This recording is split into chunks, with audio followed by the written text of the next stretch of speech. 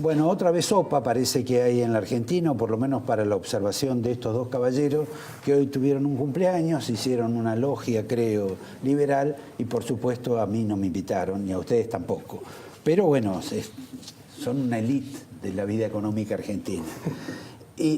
¿Por qué ustedes, supongo que por el pensamiento de corte liberal que tienen, les aclaro que ellos dos son socios, son casi una misma persona, aunque a él les parezca que son tan distintos, con ese pensamiento liberal les produce mucho más escozor, irritación y disgusto al gobierno de Macri que lo que podría ser Kicillof y las ramas del cristinismo, porque aparte ustedes seguramente han estado más cerca del triunfo de Macri que de la derrota de Cristina. En consecuencia, ¿qué sienten? ¿Por qué se produce este fenómeno?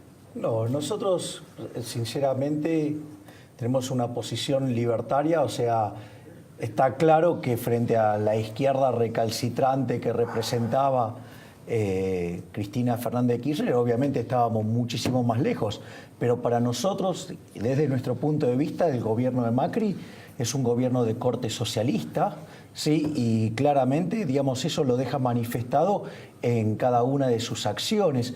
O sea, por ejemplo, si vos querés algo muy concreto, las exposiciones de Vidal en el coloquio de IDEA, desde el minuto 13 al minuto 20 tiene más de 10 frases colectivistas, ¿sí? Que verdaderamente son deplorables. Una llega a decir que los empresarios no tienen que preocuparse por la rentabilidad, se tienen que preocupar por la rentabilidad que le dé al país, o sea, un disparate total. Ahora, perdón, porque acá hay dos caminos, pero hay uno que a mí me tiene sorprendido, que lo mencionaba a raíz de este conflicto que hay entre Macri y la FIP, el hecho de que Macri salga a defender Mercado Libre, casi en oposición a que la FIP lo está investigando y denuncia a esa empresa por evasión fiscal.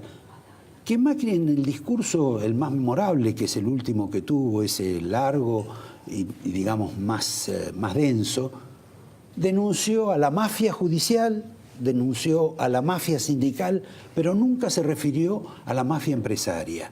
Esto da la impresión de que él no tiene tanta objeción con las empresas, ni con los empresarios. Bueno, eso es un tema muy interesante, porque en realidad los empresarios no pueden comprar favores que los políticos no tienen para vender. Es decir, el eje central de la corrupción siempre es la política. Y te voy a explicar por qué. Porque un empresario estoy hablando, ¿sí? Su éxito depende de servir al prójimo con un bien de mejor calidad a un mejor precio. Mientras que un político, ¿sí?, se financia con una fuente coactiva de ingresos que se llama impuestos. Entonces, ¿qué es lo que pasa? Si el empresario tiene corrupción dentro de su empresa, gana menos plata y va a la quiebra, ¿sí? En cambio, el político, como él se financia con una fuente coactiva de ingresos, no tiene ningún problema. ¿Y eso qué es lo que pasa? Eso genera algunos problemas adicionales. El primer problema que genera es que el político, cuando es muy grande, se da cuenta que con tocar un botón puede quebrar una empresa. Entonces, ¿ahí qué es lo que hace el empresario? En lugar de ocuparse de servir al prójimo, se entonga con el político y ahí es donde aparece la corrupción. Pero la génesis de la corrupción es esencialmente política. ¿Por qué? Porque se financia con una fuente coactiva de ingresos. O sea, hagan bien o hagan mal su trabajo, siempre tienen los ingresos. Y eso es lo que deriva que la corrupción es mucho más grave, ¿sí?, en el caso de la política. En el caso de los empresarios, si vos te encontraste con una situación que ahora tenés empresarios, ¿sabes qué? Es muy fácil, hacerlos competir, ¿sí? Si no se adaptan, quiebran, se acabó la historia, es mucho más fácil. En cambio, la corrupción en el Estado es mucho más grave. Lo que pasa es que muchos de los políticos levantan el tema. ¿Por qué? Porque tienen el que tejede y sucio. Convengamos que también es por efecto de lo que dicen las encuestas y los focus group, y que esa era la razón por la cual yo sospechaba que también a ustedes los cuestionaban. Mira, yo creo, te doy mi punto de vista. Lo que pasa, los actores del gobierno, como siguiendo tus palabras, nos tienen temor, primero porque sabe que somos muy técnicos. Somos economistas que hacemos cosas que nadie en el gobierno hoy en día hace, que es analizar la macroeconomía en términos dinámicos, o sea, no en el de ahora dentro de 10 minutos, sino lo que se llama programación macroeconómica. Las medidas hoy y sus efectos intertemporales, o sea, hoy, 2018, 2019, 2020, 2021 y así. Y sobre todo porque somos economistas raros dentro de lo que son la media de los economistas argentinos, no solamente porque somos muy técnicos, sino porque no nos seduce estar en el Estado y caer tentados en hacer política macroeconómica. Entonces, esto nos lleva a decir cosas como, por ejemplo, este gobierno, por no hacer lo que tiene que hacer, se está comprando un segundo mandato con peores resultados macroeconómicos aún que los que está teniendo en este primer mandato. Pero discúlpame, el objetivo de alguien que está en el gobierno, de alguien que compite políticamente, es ganar. Y si le dio resultado ganar, no tocando la tasa durante 3 meses a Sturzenegger, fingiendo determinado maquillaje, dando préstamos, etcétera, haciendo lo que por ahí se le reprochaba en exceso al gobierno anterior, va a ser muy difícil que ese gobierno cambie, porque lo que le importa, la prioridad es ganar. Es que acá está la grieta que realmente nos importa a nosotros, que no es la grieta que le interesa al gobierno, que es la grieta Cambiemos versus K.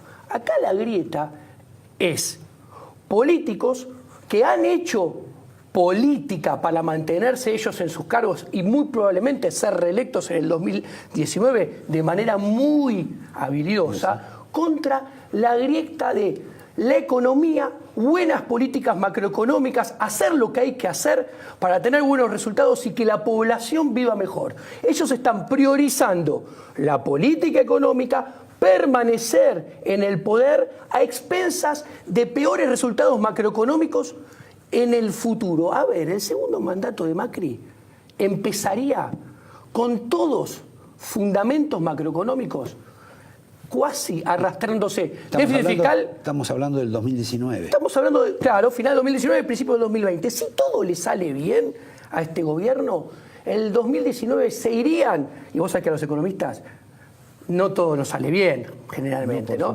Entonces, empezaría con un déficit fiscal de 6.0 del PBI. Axel lo dejó en 6.0. La meta de inflación del 2019 no se alcanzaría muy probablemente. La presión tributaria que tanto nos ahoga con esta reforma, que porque es una reforma que, si uno es ministro de Hacienda, es una reforma para irse a la casa. Decir, no, deje muchachos, yo no la hago. Porque no se puede hacer lo que la Argentina necesita, que es bajar los impuestos. ¿Por qué? Porque la grieta, los políticos no bajan el gasto y no hacen la reforma que tienen que hacer, que es la más importante de todas, la reforma del Estado. No bajan los impuestos por la inflación. No bajan los impuestos porque no bajan el gasto. No, claro, primero tienen que bajar el gasto. Bueno, obvio, pero el punto principal es la inflación. ¿Y qué grieta más grande? Perdóname, el gasto es alto y nosotros pagamos muchos impuestos. A ver, el punto es el siguiente. Esto, mira, la mejor forma de hacer la lectura lo hizo Diego recién. Vos la sociedad se separa en dos. Estamos los del sector privado, que somos los que generamos riqueza, por un lado. Y por otro lado están los parásitos de la corporación política que viven de los impuestos. Primer gran definición. Cuando vos mirás, por ejemplo, el discurso de Macri en el CSK parece muy atractivo, ¿sí? Porque hace un buen diagnóstico, ¿sí? Porque no omite ninguna de las reformas estructurales, ¿sí? Pero además es como que habla en la dirección correcta. Ahora, por ejemplo, en el primer punto te habla del déficit fiscal. Está complicado el déficit fiscal, sí, es cierto, ahora lo baja muy gradualmente. Te habla de la presión tributaria, sí, te mandan una reforma que supuestamente para el año que viene baja 0,2% del PBI. O sea, esa es la que vos decís que es deplorable. Es deplorable. ¿Sabes qué? Vamos a estar 75 años para alcanzar la presión fiscal de Chile. Nos van a pasar como alambre caído. Es decir, entonces, ¿y por qué es esto así? ¿Sabes por qué es así, Roberto? Porque en rigor está sujeto a no resignar las partidas de la corporación política. Entonces, por eso bajan un poco los impuestos. Y te paso algo todavía muchísimo, pero muchísimo más obsceno, que es el caso de lo que está pasando con provincias, Nación y Buenos Aires, provincia de Buenos Aires, y lo que está pasando en el plano previsional. ¿Sí? ¿Qué es lo que te están diciendo? Por un lado, vamos por el tema previsional. El sistema previsional argentino está quebrado. Genera un déficit fiscal de 3 puntos del PBI y creciente en el tiempo. Eso se debe a la irresponsabilidad de la bipolar de Tolosa. la expresidente. ¿Sí? ¿Por qué? Perdón, vos me estás hablando de un determinado déficit en el tema previsional y hubo un punto que agregó este gobierno, porque yo no puedo entender... La ley del error histórico. El error histórico. Ahora, perdón, hicieron eso y ahora lo quieren modificar. No, pero por eso, pero fíjate esto, porque esto es muy importante. Hoy el sistema genera 3 puntos de déficit y es creciente en el tiempo. Eso se explica básicamente por 2 elementos. Por un lado, una fórmula demencial que, como mentían con la inflación, ¿sí?, desde el 2008 hasta hoy, el PBI per cápita constante derivó en un aumento de las jubilaciones del 24% en términos reales. Y además, la irresponsable de Cristina Fernández de Kirchner duplicó los jubilados, dándole jubilaciones a quienes que no tenían aporte. Cuando vos corregís eso, son 6 puntos del PBI el viaje, o sea, pasaríamos a tener un superávit de 3. Entonces, ¿cómo se corrige esto? Cambiando la fórmula y cambiando la edad jubilatoria para corregir el efecto precio y el efecto cantidad. Eso es lo que hay que tener en cuenta por un lado, ¿no? Ahora mirá por qué lo ligo con esto. Estamos con el tema de provincias, la provincia de Buenos Aires y demás. ¿Qué dice el gobierno? Provincias no cede nada. Ok. Nación no cede nada. Ok.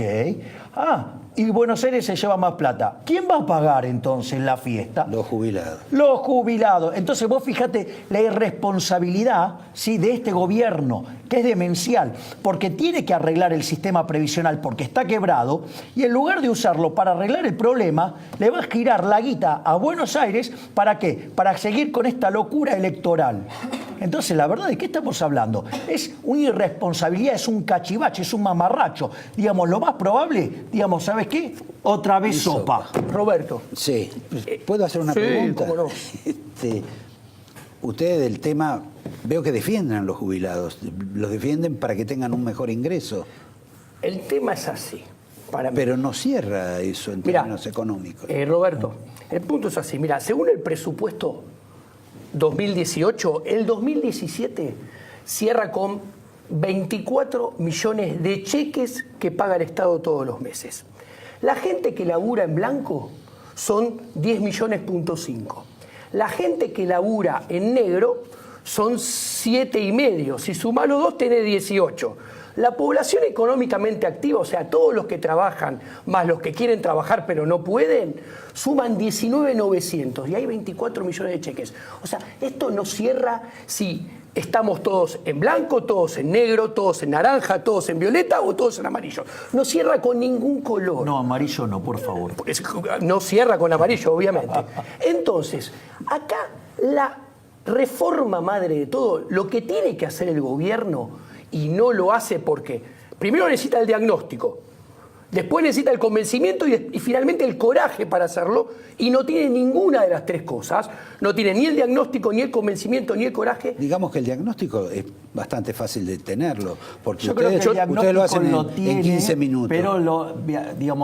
Pero lo que pasa es que tiene un problema de instrumentación y de visualización del problema, por decirlo de alguna manera.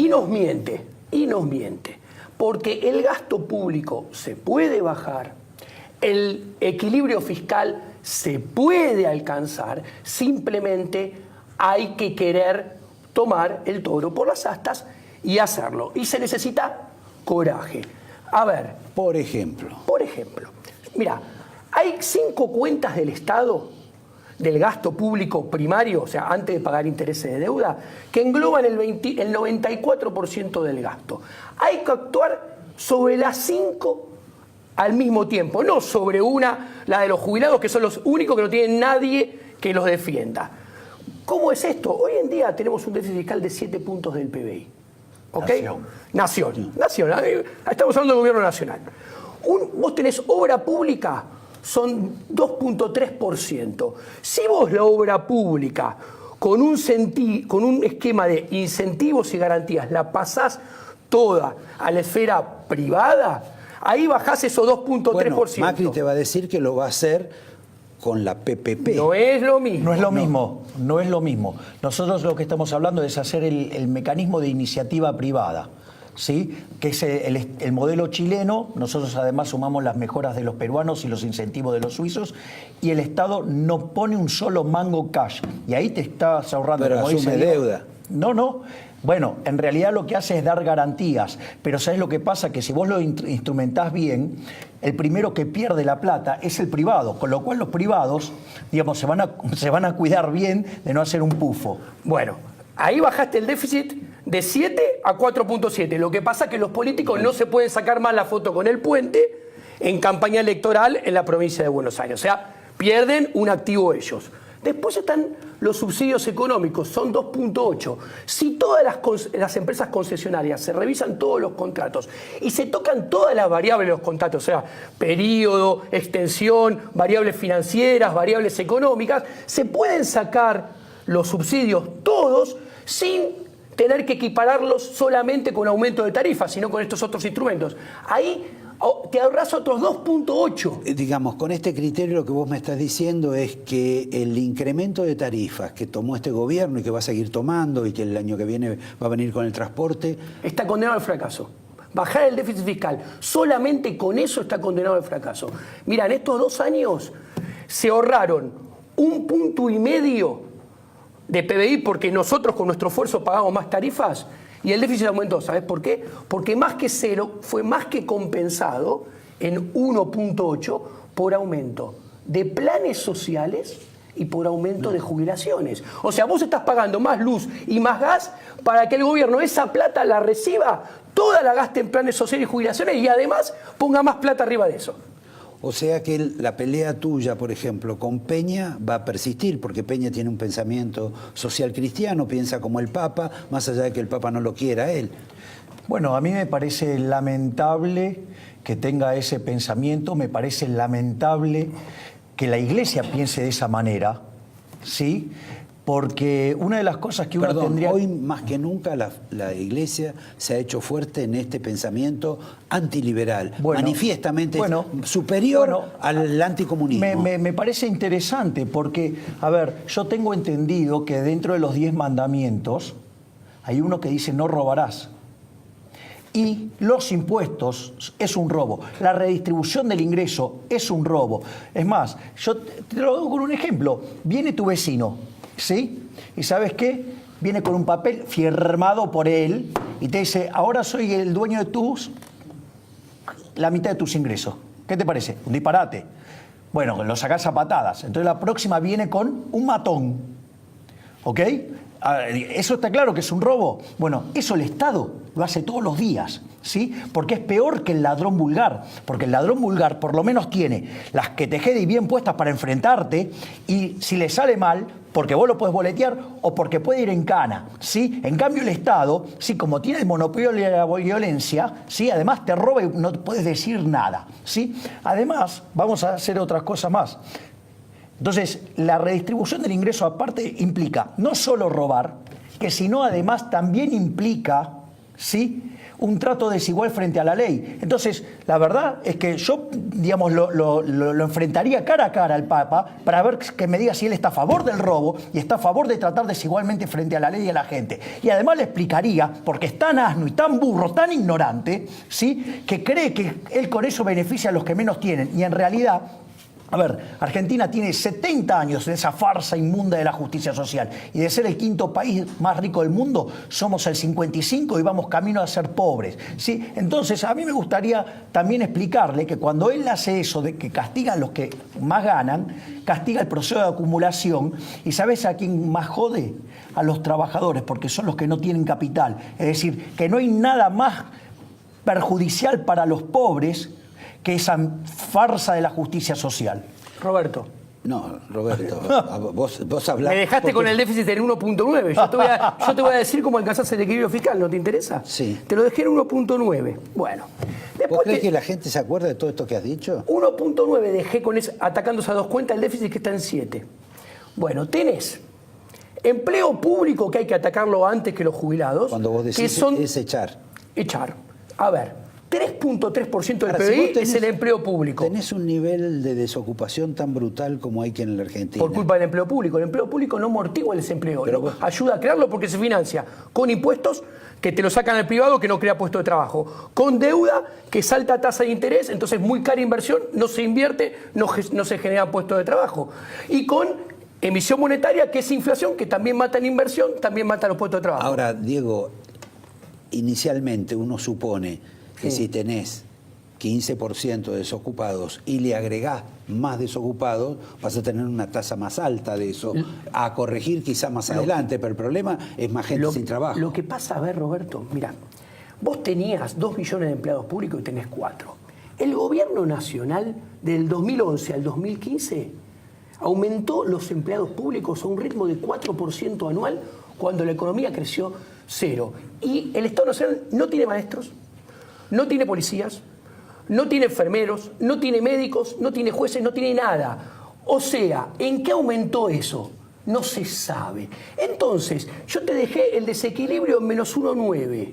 Si vos actuás un poco sobre el empleo público, que es 3.3, más un poco en los planes sociales, que es 3.5, pasaron de 150.000 a 4 millones.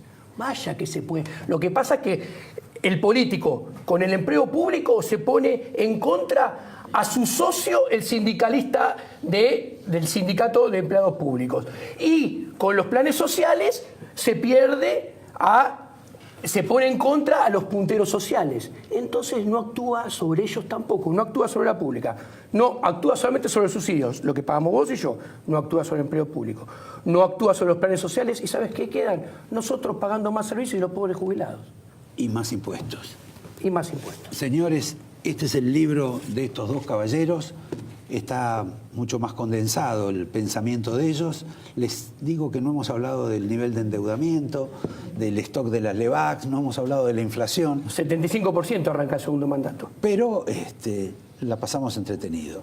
Les agradezco, les debo los angelitos y esto es para ustedes, señores. Y los invito a hablar con la próxima entrevista con la señora Beatriz Sarlo, que quizá no verse tanto sobre la economía, la entrevista, pero va a tener seguramente alguna connotación política mucho más significativa sobre esta Argentina nueva que plantea Macri, que es tan nueva como la que nos plantearon otros gobiernos, pero que quizá ella nos indique si va a tener un final más apropiado.